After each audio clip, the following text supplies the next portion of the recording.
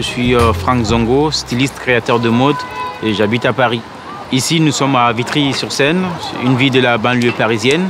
Et cette ville fait partie de la métropole Grand Paris. C'est ici que je travaille et que je vis aussi. Je suis arrivé à Paris dans les années 2000. Donc j'aime cette ville parce que c'est aussi la ville de la mode, c'est la ville du design et c'est une ville cosmopolitaine.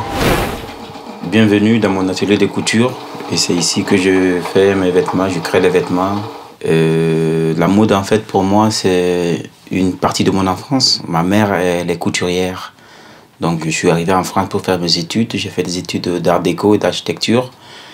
J'ai travaillé aussi pour recycler des vêtements. C'est en ce moment-là que j'ai eu comme une petite révélation de faire de la mode, de créer des vêtements. En Afrique, on était obligé de recycler les vêtements, de recycler les jouets pour pouvoir jouer, de tout recycler pour pouvoir survivre.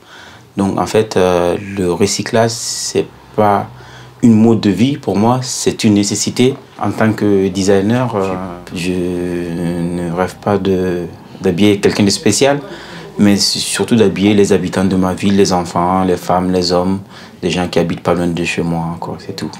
Et depuis un moment, je travaille avec l'équipe du Burkina Faso. En voyant mon équipe jouer, je me suis dit que pourquoi pas les habiller pour les compétitions. Donc j'ai commencé à faire des croquis, j'ai commencé à faire les dessins. J'ai envoyé au ministère du Burkina Faso. Je vais sortir des clichés à chaque fois de parler de la mode africaine. La mode africaine est différente en fonction des cultures, des régions, des cultures des habitants. Pour moi, la mode africaine n'existe pas. Il y a une mode dans chaque partie de l'Afrique. Nous sommes au marché de tissus à Vitry-sur-Seine. La mode pour moi, c'est un style de vie. C'est une manière d'échanger avec les autres, d'apprécier les couleurs, d'apprécier aussi les formes de la nature. Pour moi, la beauté idéale n'existe pas. Chaque personne a sa beauté idéale. Pour moi, la beauté est relative et subjective. Pour mes défilés, je travaille avec les mannequins et les modèles de quartier. C'est aussi pour les permettre de vivre un rêve, un petit rêve.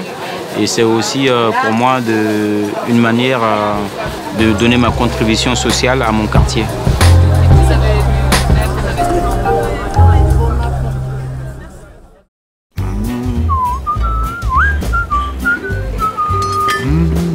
Oh, le cœur.